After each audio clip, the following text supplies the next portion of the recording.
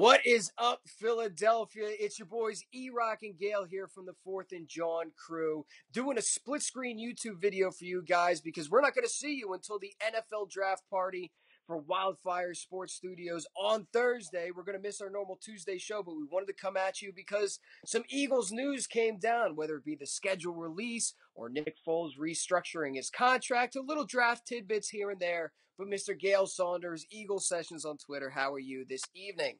Doing great. As you know, I love the NFL draft, and I'm always excited when it gets close to that time. It's good to good to have the draft. Yeah, man. And Nick Foles getting a little cheddar. Little cheddar, little love from the Philadelphia Eagles. So let's jump right into that before we get to the schedule.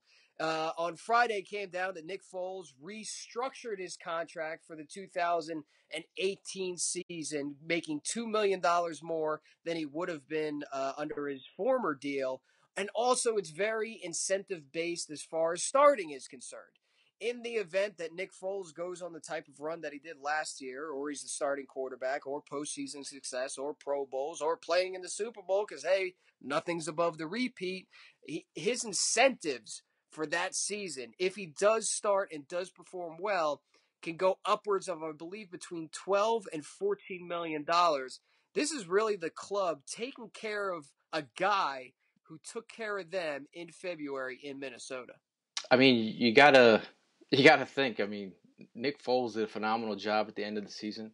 You think if he has an opportunity to play better when he's in there, knowing that he's going to get paid a little bit more money, whatever makes him feel better, I think he deserves it. And I know people are concerned what this means. It just means Nick Foles is getting a little bit more money.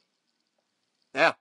That's what you know what it means. It means a quality class organization like the Philadelphia Eagles is rewarding a player who is, basically being paid backup money and performing in a role, especially during the postseasons, that few other quarterbacks have been able to accomplish in a backup role. It also provides him a way that if Wentz isn't ready or if Wentz goes down and Nick Foles does become the starting quarterback next year, at any point next year, he will then start to get paid starting quarterback money because those incentives are reachable. And it's really taking care of this guy. Also, there is and this is where it gets a little tricky, and I think this is where people are reading a little bit too much into it, a option. It's a very uniquely structured contract because it isn't a contract extension. It isn't a contract restructure by the traditional sense, but there is an option at the end of the 2018 season, a mutual option. Sometimes players have the option. They can opt out of their contract. Mm-hmm. Sometimes clubs can opt out of a player's contract. Like we see, draft picks, in the first round, they have a fifth-year option that the club can pick up. It has to be a mutual decision between Nick Foles and the team to bring him back for 2019. Very little interesting tidbit there. Yeah, I'm that the wording can always be weird, and you never know. That's where there could be an out somewhere. I don't know until we really see what's in the contract. You never know. Mm-hmm. Well, I think overall it gives the ability for Nick to weigh his options at the end of the season, see where his head's at, see where his heart's at, and be able to act upon that, as well as the team. Because Wentz is coming back off of that injury. Again, we've stressed on it on the podcast so many times that we're not entirely sure. The goal is for Wentz, and he echoed this when the team met again at the NovaCare Complex recently. The goal is week 1. But that's the goal. That doesn't necessarily that it's going to be hit week 1. Some of anti-Foles Twitter, or I don't want to say anti-Foles Twitter, let's say pro-trading Nick Foles Twitter, I think read a little bit too much into this and tried to squeeze it into their narrative, being that, this makes Nick Foles a little easier to trade. Personally, I don't see how. I don't see how he's any more likely to be traded today, being Saturday, than he was on Thursday before this news came down. Yeah. Well, I mean, in that mutual option thing, is there something in the contract stating where he decides where he gets to be traded to, kind of thing. To Like they're the like best of my knowledge, no. I don't know. And you and I were discussing before, if this was a contract extension in the purest sense of the word, meaning like let's bring up Sam Bradford for example, prior to the NFL draft, prior to Doug Peterson drafting Carson Wentz, they signed Sam Bradford to a 2-year extension. Now, this would make Sam Bradford more tradable in the eyes of an NFL team, Right. Yeah. because he's not going to be a free agent at the end of the next season. First and foremost, when a club trades for a quarterback, there doesn't necessarily need to be multi-years on the deal, because if you're trading for a franchise quarterback, somebody that's going to lead your franchise, chances are there's going to be like a deal on the table once that trade is completed that the player has already in principle agreed to. Otherwise, it's not advantageous for that team to trade for said player, correct? Correct. So in the case of Sam Bradford before the draft, that made him more appealing to a club because he had a couple years on the contract, and Minnesota they were trying to trade him before the draft, so it made him just a little bit more appealing. This is not an extension in a traditional sense of the word. This is just a club/player option. So again, I don't see how this is more appealing to a club where they would be like, you know what, we were gonna give up one for Nick Foles, but he's only got 1 year left on his deal. Oh, now there's a mutual club player option. Well, now we got to pull the Right. trigger. I don't see how that rolls, man. Yeah. I mean, at the end of the day, I'm just glad that we have Foles in the back pocket. Like Yeah, man. I'm not sure if Carson Wentz is gonna be ready week 1. Like I'm not convinced of it like either. he got injured in December. Yeah. If he got injured in like mid-season or closer to before the bye, maybe. Mm-hmm. But what was it, December 13th around there, December 10th around there? So December something in the teens, yeah. I mean, the 7-month mark is, I don't know. Yeah. And even if he does come back, and let's say he's available for week 1, you got to understand this is a guy coming off of injury that missed all of OTAs, Yeah. training camp, in the preseason. That he is legitimately going to have some rust that he needs to knock off. Even though he's able to start week 1, is he really ready to start week 1? I don't know the answer to that, but it's nice to have an insurance policy. And Nick Foles, a guy who was a Super Bowl MVP, who won you the Super Bowl, knowing that you Yep. can rely on him and that team is going to rally behind Nick.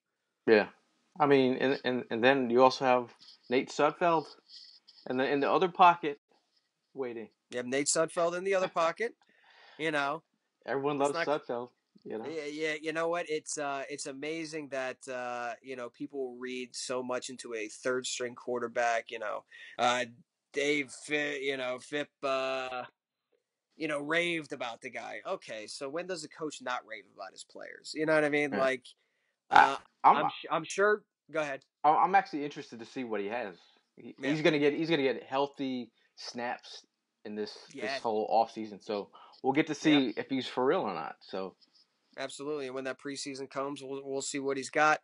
I'm sure he's an interesting prospect. I'm sure the organization does like him. I mean, they were paying him backup quarterback money. They ganked him from the Washington Redskins practice squad. They protected him so he wouldn't get plucked yep. by another team. So they obviously really like the guy. Whether that's more developmental or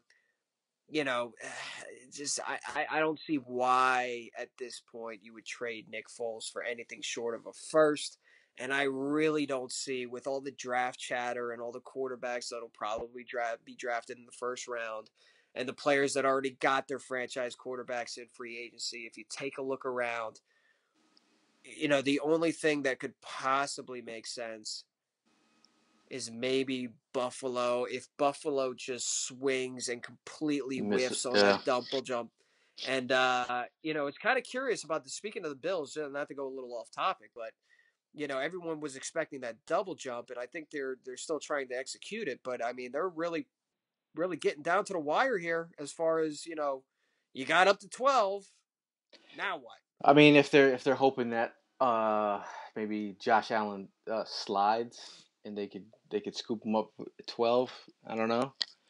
Hmm. I still like if they're trying to get that high to get him. I yeah, that's way too much. Yeah. But are they gonna sit there with their pants down after they gave up all those assets to get up there? I know. I know. Either way, they're going to draft a guy, and it's going to be great. But the reason why they did it was to get a quarterback. Yeah. So if they can't move up now, they have basically played their cards. They're going to have to take a quarterback at that first round pick there. I mean, unless they're in on Lamar Jackson. I heard, the Patriots were in on Lamar Jackson as well. Big fans of his. They have Mm. 2 draft picks in the first round. Buffalo has 2 picks in the first round. So it's draft day is always interesting because there's always somebody. I mean, remember when the Bears traded up just a couple spot, like just to get Mitch Trubisky, like Yeah, didn't they move up like one spot one to get spot, like and gave up. yeah. I was like, Uh, what? there's You know? always a team that's going to go into absolute pure desperation mode, especially when it comes to the quarterback position, because there are the haves and the have-nots, and somebody's going to push the panic button, and I'll be very curious to see what the Buffalo Bills do Yeah. early on in that middle of that first round. Yep. Speaking of which, we are going to be having our wildfire draft party. All the details are up on fourthandjawn.com, as well as Fourth and Jawn Twitter, my Twitter, your Twitter. We've been kind of promoting this thing. It's going to be 6 different wildfire sports podcasts, all going at one shot, or at least back to back, starting at 6 o'clock, and then ending, I believe, around 10:30. Yeah, it's gonna be a night of draft talk. At least we get to go on first, and then we can And, party. and that was by design. They asked us to do it, and then the stipulation is we agreed, but only if we went on first. Because to be honest, I don't want to be on the air when the draft is going down. I'd rather be surrounded by, the people on the podcast and the fans that come out and want to talk. And I'm sure I'm going to be recording Gayle reactions as the different picks come through. I know last year your famous thing was the GIF reactions to each pick, right? Yeah, I might have those this year Hey, again. but I think on the Fourth and Jawn account, we might be doing a Gayle reactions Yeah, to each pick, which will and, be interesting. and probably it'll be like a trade back, and the whole crowd will be like, "What the fuck?" Yeah, I don't think they really would be you know what I mean? Like, yeah, it would suck to watch the whole first round go by and party and talk about it and then not see the Eagles make a pick. But at the second, but if it means getting a second and a third, I'm not sure Eagles fans would be all that upset with that. Nah, I don't think so. I mean, if you think about it, they got if they traded out of the 32nd spot, you Mm-hmm. get like a 2 and a 4 back. Mm-hmm. We have 3 4s, Mm-hmm. so you could trade 2 of those 4s to get back in the third in something else, Michael Kendricks. or Michael Kendricks, or Yeah. or maybe Ronald Darby. Yeah, I don't know how many players are going to be moved, but you know how he's going to be making moves during the draft. Right. Speaking of making moves, the Eagles are going to be moving all over the place because the schedule has been released. Gayle, did you have time to take a look at said Eagles schedule for 2018? I mean, I did look through the schedule, and like before, everyone was like, like when they were starting to hint at like the teams that we're going to be playing. Yeah. I was like, it could be a little difficult. But after looking at it on paper, I feel good. I feel damn good. I like it. I'll be honest. I like the schedule. So let's rattle it off. Week 1, we open up the season and raise the banner against the Atlanta Falcons, somebody that we played and beat in the divisional round last year. Matty Ice and Julio Jones once again come back to Lincoln Financial Field, where they ended their season last year on Thursday Night Football to kick off the NFL season. That's going to be a very interesting matchup. Week 2 at the Tampa Bay Buccaneers. Not a very good team. On the road, 1 o'clock game. See what happens there. That's 2 NFC South opponents right there in a row. And 2 wins. 2 wins. 2 Two, wins. two, okay. Week 3 against the Indianapolis Colts. Mr. Frank Reich comes back to Philadelphia. 1:00 game. No, we don't know whether Andrew Luck is going to be playing. That's a giant mystery. What's going to happen there? But you got a young team with a new head coach, a team that wasn't very good last year. Interesting matchup. 3 wins. Another 3 wins. Three wins. I love how Gale's just rattling off the W's and L's right away. Week 4, a game that quite possibly you could see the Fourth and Jawn crew making a little road trip to, at the Tennessee Titans at 1:00. 4 wins. Yeah. So you know how I like to break down the schedule. I was told this by an NFL coach, an assistant coach under Andy Reid, how a lot of times they'll take quarters. You play 16 games, you take it in 4-game blocks, and you just kind of see how you do during those blocks. So block 1 is home against Atlanta, away against Tampa Bay, home against Indianapolis, away against Tennessee. 3 1:00 games, only 1 primetime game at home when we raise the banner. Yeah, I mean all winnable games. And obviously we're like forecasting. I mean there's the draft and I'm just thinking on paper. These are all winnable games. It's not like games that are knocking our socks off. I think I'd rather have would I rather have the Falcons over the Vikings at the first game? As a fan and a meme maker, I would love to have the Vikings at the first game of the season, but we're gonna get the Falcons. And it was interesting too that we did not get the Vikings as previously reported by the Philadelphia Inquirer for Week 1. I can't help but imagine the Minnesota Vikings, much like their fans, went crying to the league, basically asking that they do not play Philadelphia Week 1 due to the overall embarrassments and the L's that Philadelphia kept handing their way. There is absolutely no doubt in my mind that Minnesota kind of pitched a bitch and was like, look, we don't want to open up the season against the team we ended our season against and who won the Super Bowl in our stadium, and we just don't want to do that. Yeah. No doubt in my mind. Week 5, but you do get your Minnesota Vikings game Week 5 at 4:25. First of all, from a tailgating standpoint, I absolutely love 4:00 games because normally gates open at like 6 hours before kickoff, so that means gates will open at 10:00. It's a lot of drinking. Dude, 4:25 games nationally, that's kind of like the game of the week. Fox's game of the week. They're always a shit show. Anytime you get a Sunday night game or a 4:25 home kickoff, the tailgate's an absolute shit show. It's a lot of day drinking, man. And that's 5 wins. 5 wins. Week 6 at New York Giants once again. Thursday night football. That is undoubtedly something that you and I will definitely be attending, I think. You're up there close to New York. I'm over here in Jersey. It's a short ride. It's Thursday night football. It's the New York Giants. How do you miss that kind of game, That's going to be a big game. And it's going to be ramped up because it'll be in New York, a.k.a. New Jersey. So that's 6 wins. Week 7 against the Carolina Panthers at home, 1:00 game. Beat them last year in their own house. That was our first big test last year, going up against the Panthers, whether or not this Philadelphia Eagles team was legit. I think at this point in Week 7, everybody's going to be looking at the Carolina Panthers and saying, can the Panthers beat the Eagles, and are the Panthers legit? Catching an L there, are you saying? Us? Yeah. Hell no. We'll count it. We'll count it as a dub. 7 wins. 7 wins. Week 8. This is the London game.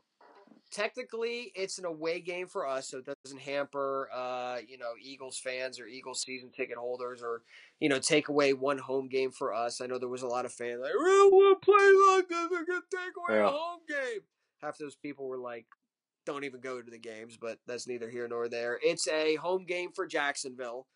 That's gonna be a tough one, man. It'll be a tough one. I mean, but I think it's a good opportunity to build the brand and get a win in London town. Well, I know the Jaguars have played there a couple times now in the last couple of years, so Yeah. I guess the London fans are warming up to the Jaguars. Is that what's Uh, I, happening? I wouldn't say that the London fans are warming up to the Jaguars as much as the Jaguars owner owns a soccer club over Yeah, there. So it just makes it kind of convenient.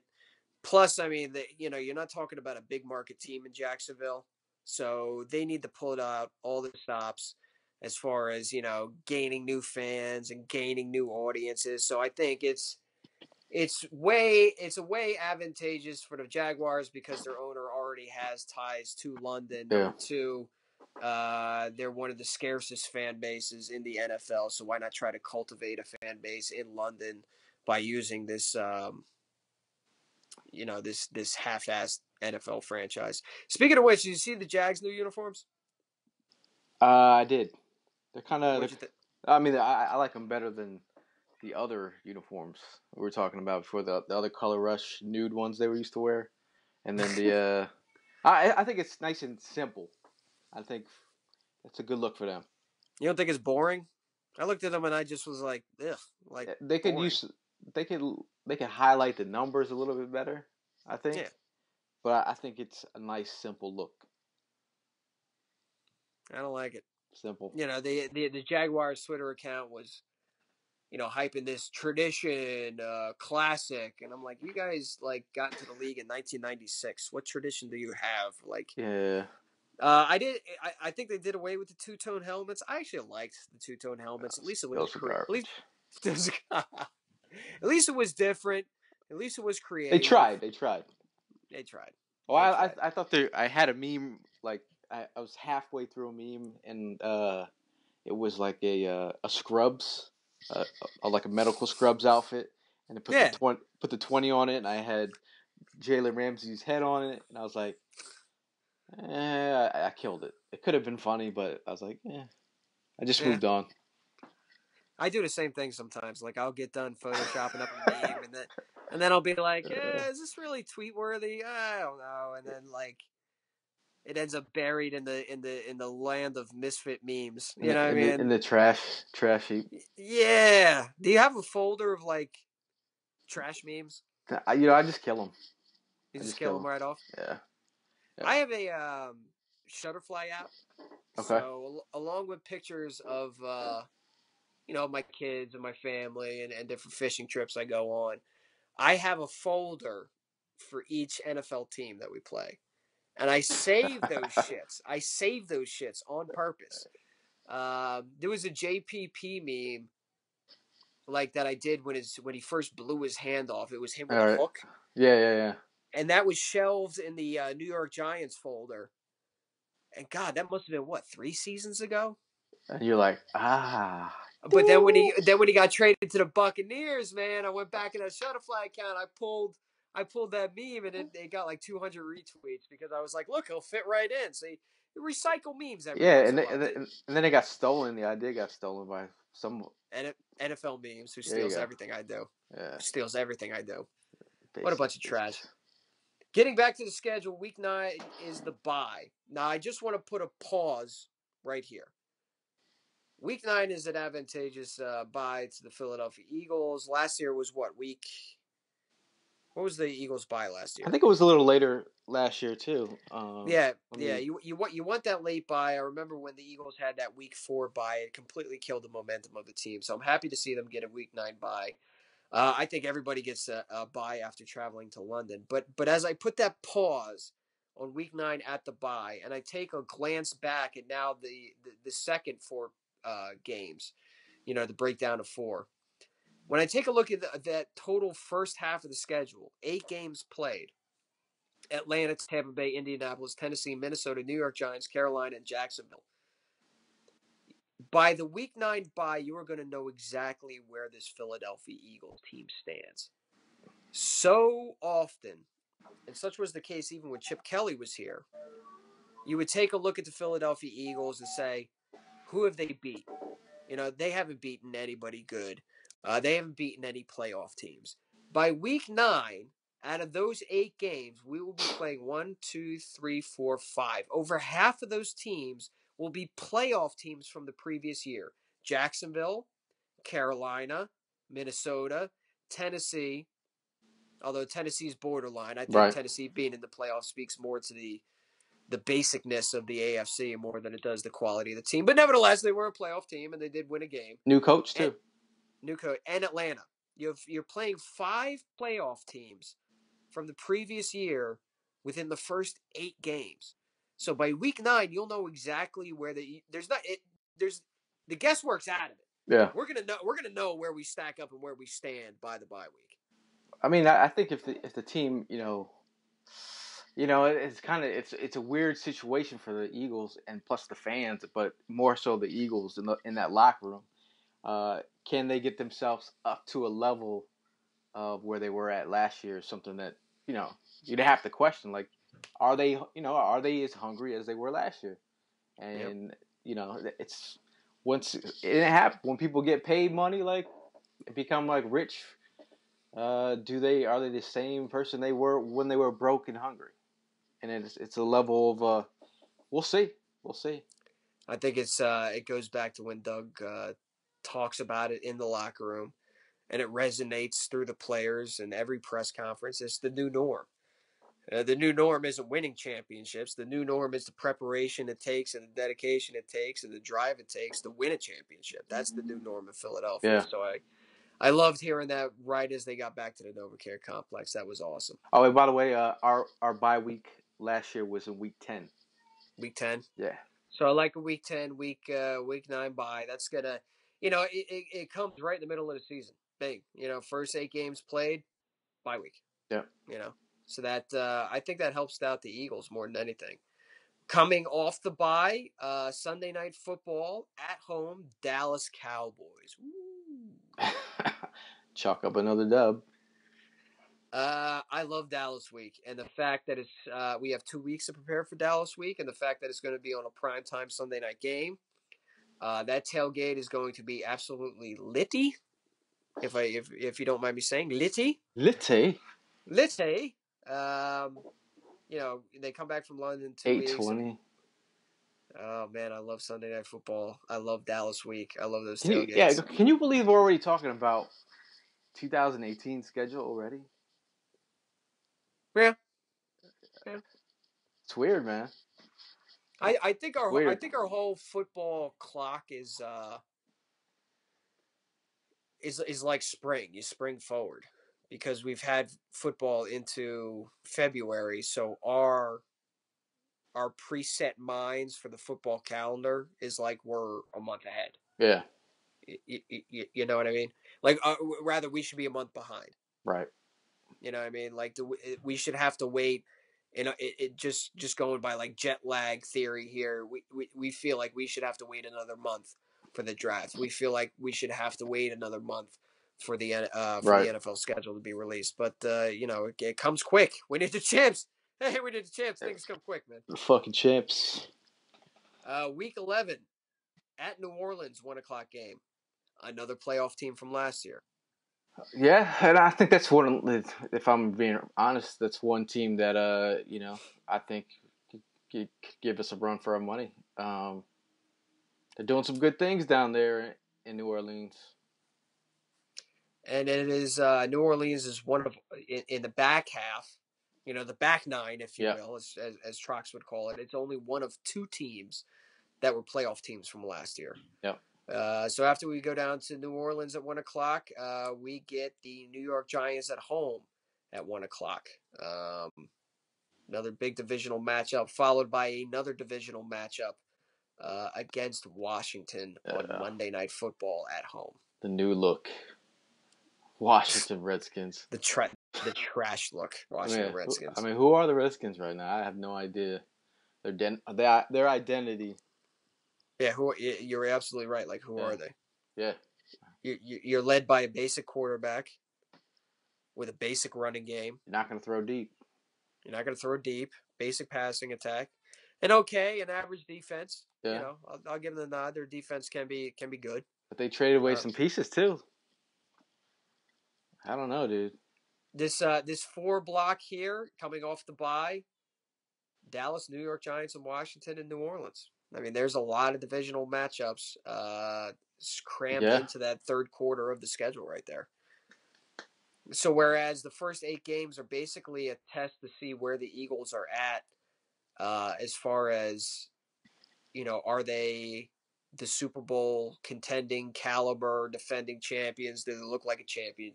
Do they look like a team that's going to be gunning for the playoffs in the second half of the schedule? Can they match up against these former playoff teams of last year? Really, in that entire first half of the schedule, there's only one divisional game, and now they stack up the divisional games. So now you're looking at basically that third quarter of the schedule. That's going to be a lot towards, you know, winning the NFC East. Now you're starting to think playoff seeding at that point. You know, they're NFC teams, they're NFC East teams. Like, now it starts to get, like, real. Yeah. And then to round out the schedule, Week 14 at Dallas. That's a 4:25 game. Week 15, I think this is the one that everybody's got. Yeah, buddy.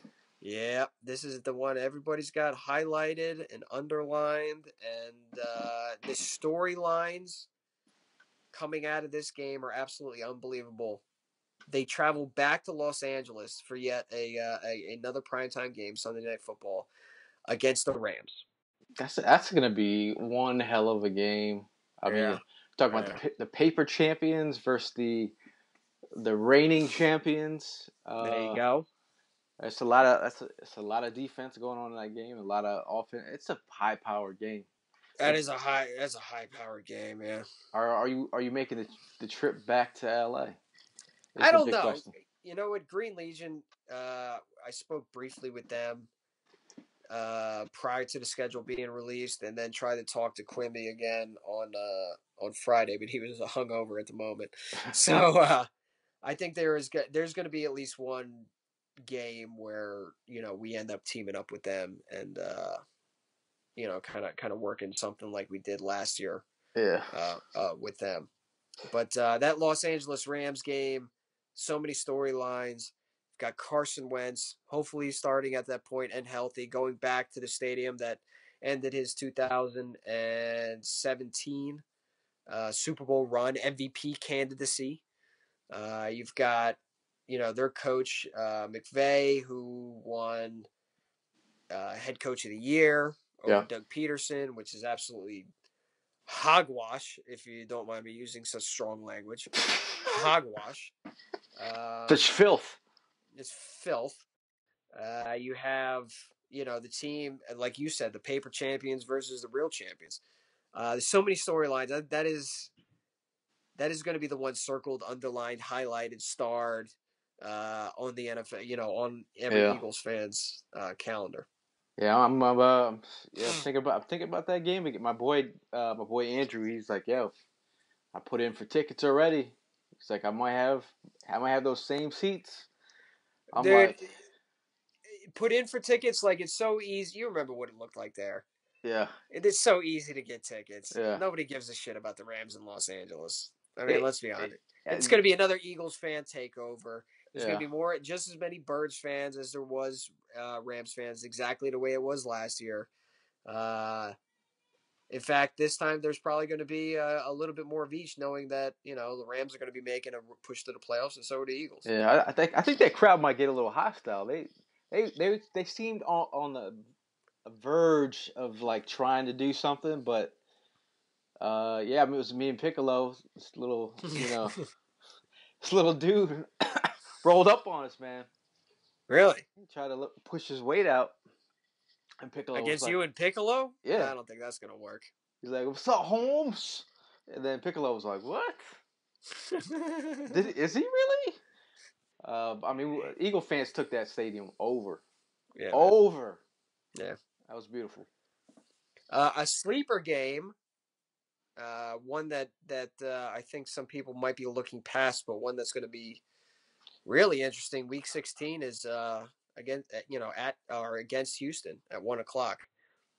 That team was a playoff team until Deshaun Watson went down. Deshaun Watson, electrifying quarterback, was kind of breaking records and opening some eyes real wide before he went down with that ACL injury, which was very unfortunate. Team kind of crumbled, but this year they signed the Honey Badger. Yeah. The defense is stronger. JJ Watt's coming back from JJ injury. Watt's coming back, so I mean that. You look at that Week 16 game and you go, oh, it's Houston, it's the Texans. Oh, hold up, wait a minute. That's going to be a real important win because it's your last home game before the postseason as well. Yeah. We'll see. I mean, it's a long. I mean, we're talking Week 16. Yeah. Like all I gotta say is your team better have quality depth like the Philadelphia Eagles, or you're not gonna last. Because anything can happen. Anything can happen. And then to round out the schedule, Week 17 divisional game, as it always is, at Washington at 1:00. Yeah. Who knows if that game's even going to mean anything? I don't see any of these NFC East teams really competing for the postseason. I think it's the Eagles' division to defend. It's the Eagles' division to win. Yeah. So who knows? You might see Nicky Foles back Week 17, baby, because they're resting Carson because they already got shit locked up. Oh wow! And what we're talking about being 16-0. It's amazing, man. Wow. Listen, we're not going 16-0. Wow. But, wow. Yeah. Wow. Watch out, Miami Dolphins. Your record is. But at first glance, an 11-5, worst case scenario, 10-6, and really, I think 10-6 wins the division for you. I don't think. I think 9-7 would win the division for you. I don't see the Giants being any good. I don't see the Redskins being any good. And I think this Dallas team, with the way they're set up right now, without a vertical passing game and just a run game to rely on, and a defense that's absolutely Swiss cheese. Dallas will always kind of make some noise and dick tease their fans into believing that they're going to do something, but shit the bed at the end. 9-7 wins this division. I see the Eagles going 10-6 or 11-5 at first glance.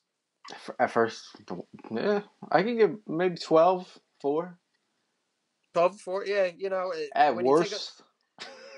What's nice again is the first half of the schedule sets the tone. 5 games being against playoff teams of the previous year, and then the second half of the schedule kind of sets you up for the postseason and the fact that you're playing all these divisional games.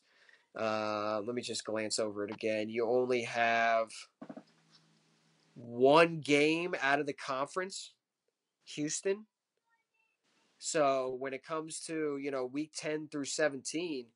Dallas division, New Orleans conference, New York Giants division, Washington division, Dallas again division. Wow, 3 divisional games in a fucking row. Yep. Wow.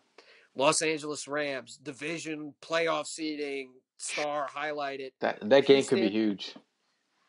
It's going to be a monster. Yeah. Houston AFC team, Washington divisional. So you only got one AFC team in the second half of the schedule. So the first part of the schedule, the first half sets the tone. The second half knocks them down, man. I'm so excited. I'm really excited to see what Carson, even more motivated Carson Wentz, what he brings to the table. I mean, like what he was doing last year was like amazing, and then to see how it ended really sucked. But just to see where he, I think mentally, like we're on another level. Like year 3, he knows the offense.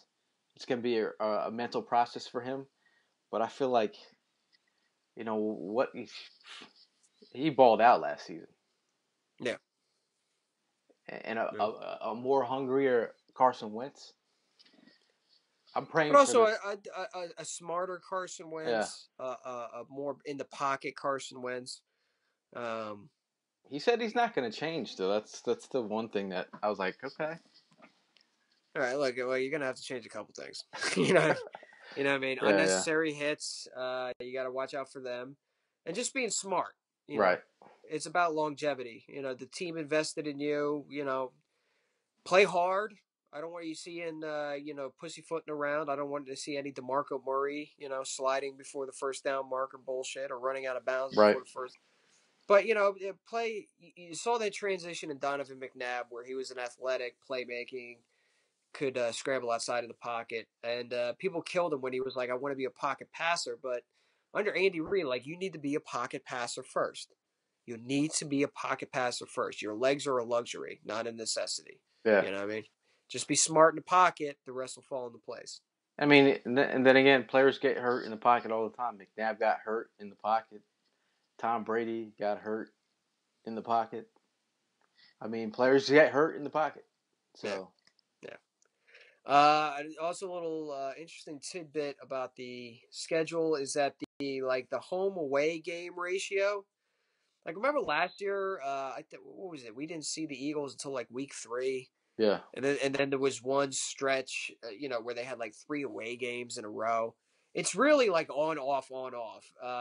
Week 1 home game, week 2 away game, week 3 home game, week 4 away game, week 5 home game, week 6 away game, week 7 home game, week 8 London game, bye week 10 home game, week 11 away game. Then you got the 2 home games in a row, 12 and 13, and the 2 away games in a row, 14 and 15, and then you go home and away again. So it's very evenly spread out. It's not like, you're going on a road trip. yeah. I think last year we had I think the Rams kind of wrapped up a 3-game It was like a road month. trip. Yeah, Yeah. It's a yeah. month without Eagles football at It, Lincoln it Financial was it Field. was It was like too they much. went like on a tour. Yeah. You know. So it's very evenly spread out. The winning percentage of the teams playing the Eagles have a .492 winning percentage, which is the 18 most, or it's like the 19th easiest schedule. So we're right, like kind of middle of the pack as far as it's not a difficult schedule. It's not an easy schedule. I thought it'd be a lot more difficult on paper, just due to the fact that it's a first place schedule and we did win the Super Bowl. But it's kind of middle of the pack schedule, Yeah. as far as strength of schedule. Jimmy Kempski also had something on the Philly Voice, a little interesting tidbit where it said he said they won't face any teams coming off of the bye, which is something they didn't have No, last year. They did not play a team coming off of the bye, and the year prior to that, they were playing 3 or 4 teams yeah. coming off the bye. The That's, year we went 7-9. that's a nice look, NFL. Yeah, I mean, really, it's there's not much to bitch about here. No, There's not much to bitch about. we I got keep we got looking it over. we got the late bye. You got the bye that you wanted. You got your home away game kind of ratio the way you want it. You got a lot of it's tough. It's tougher up front than it is on the back end, but the back end is just as important because it's all those conference and divisional games. Only one team in the AFC. I don't see a lot to fucking complain about here, dude. Yeah, I mean not much. I mean just they do got to go play in London. Hopefully they don't lay Yeah. an egg out in London. Playing it at London time, so it's gonna be like what 9 a.m. in the morning. Yeah. But other than that, I'm excited, man. You got 5 primetime games, 2 Thursday night games, 2 Sunday night games, and a Monday night football game. And What I say on what I say on the podcast? I said it was going to be 2 Sunday night, 2 Monday night, 1 Thursday night. It was 2 Thursday night, 2 Sunday night, 1 Monday night. yeah. And then you have two 425 games. So game of the week, 2 game of the weeks. You never know, one of those games could get flexed. You never know. I'm telling you, week 16, Houston. I did circle that one because that one's going to be more important than a lot of people are letting on right off the get. Yeah. That Saints game, week 11 at 1 p.m. That's a ratings getter right there, man. 2 high-powered offenses, yeah. Yeah, man. When do they start flexing games? I thought they don't start flexing games until like week. At the That end would of the be season. within range. Yeah. No. That would be within range. I think they start flexing games by week 10. Okay. Yeah, week 11. Something like that. That might be a flex option. Yeah. Schedule looks pretty good. I like it. I like it a lot. So with the NFL draft just literally around the corner, I mean, we are only a handful of days left until the NFL draft. Any interesting? You have your ear to the ground as far as the Eagles go. Interest in teams they might be or players they might be looking at. Any up to date kind of updates on where the Eagles might be looking? Well, I mean, me and Mal, Mal Davis, one of our writers from Fourth and Jawn, we did a video today, and it was interesting. We sat there and tried to get the top 10 picks that we thought would be in range and maybe like a fit, for for basically who's going to be on the board. Mm-hmm. Well, we came down to. They've been doing a lot of work on running backs, a real lot of work on running backs. They're up in the top, but it's kind of open, man. The Eagles they have like they've looked at safeties, they've looked at a couple of defensive tackles. The guy Taven Bryan that brought in for a visit. Um, who else they brought a couple of linemen in. So yeah, I don't know which way they're going, but Mm-hmm. I feel like if a running back to their caliber is there on the board, I think they could strike. And I like it.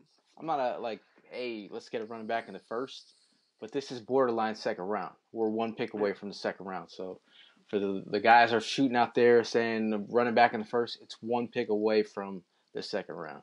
So So if it's pick 33, it'd be okay, but because it's pick yeah. 32, it's Oh you my can't take a god. running. Oh my god. Like, but if they got an Yeah. opportunity to move back like 4 spots into the second and get another pick, I mean that would be. There's gonna be a couple backs there. Nice. But look, you guys look out for that. I'll be out in a couple days. But yeah, man. See how fired up? Say draft. I'm like, The juices get flowing. He gets moist gang over here. yeah. But yeah, me and Mal literally sat down for 2.5 hours. 2.5 hours trying to figure.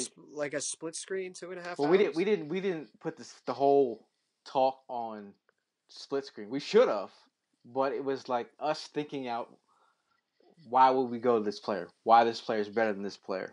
But it was interesting because I got an opportunity to like figure out That's where we should amazing. go. Yeah, it was pretty good. That's an intense conversation. Shit I was don't intense. I don't think you and I have ever talked for 2.5 Yeah, dude, hours. it was. Mal is a draft nerd like me. I didn't know how deep it went, but it was. Yeah, It was intense. because you're kind of like making your uh, argument for your player and why he should be there. So when we narrowed it down to 10 guys, we had to like kick guys out and like you felt sorry for the guys that get kicked out. You're like, well, it's tough. But there's a lot of good prospects within.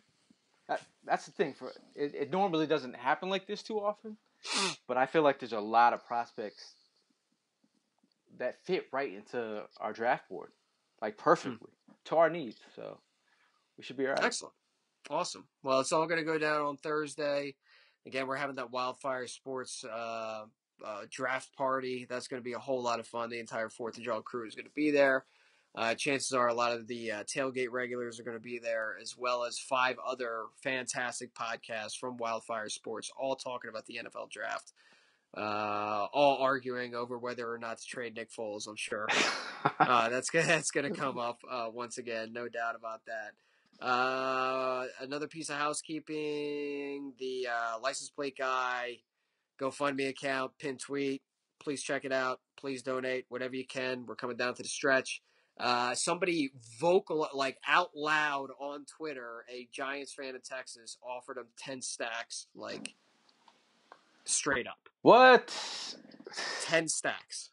10 G's. And, license plate guy was like, look, we got to give it at the Mighty Erock and at 4th and Jawn. We got to give him the chance to see what happens. Like, I can't just give it to you right now. I'm a man of my word, but You know, when him and I first started talking, it was somebody offered 6.5.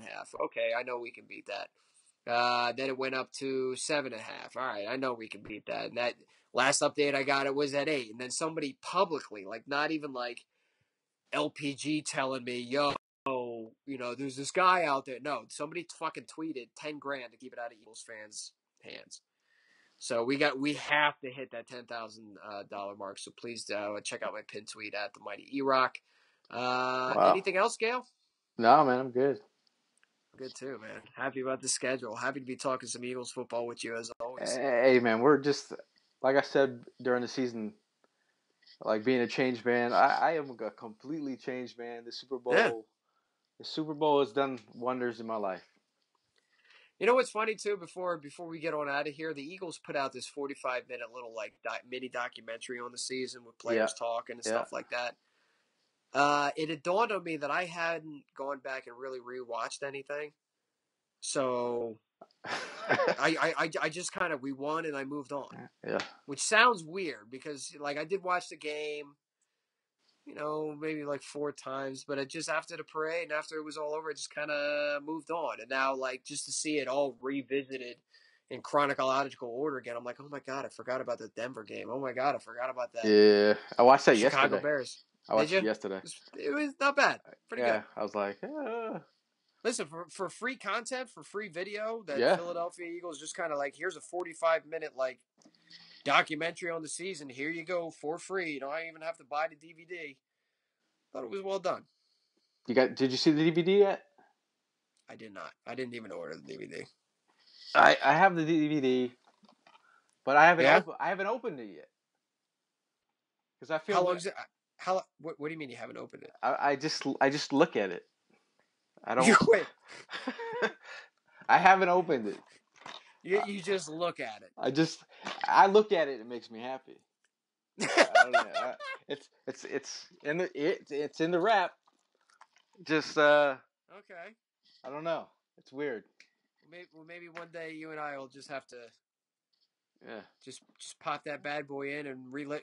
That'll be a good like right before the season exercise where we get the whole crew together, maybe at somebody's house and just watch the DVD. Yeah. Just watch the DVD. Good idea. No spoilers. Yeah. No, yeah. Hey, maybe we can do it at a bar or something. Make a thing out of it. Maybe not. Yeah, maybe we could do it. Yeah. Maybe we should.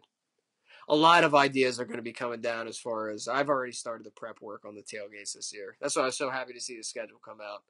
A lot of 1:00 games, which I'm kind of on, but because I got to wake up at like 3:30, 4 in the morning for those. But excited, man. Excited to get back to the fun. Good times, man. All right, so until Thursday when we go live from the draft party on Wildfire Sports, this is Erock and Gayle saying, see you Thursday, guys. Take care. Let's go, baby. Let's go, Birds.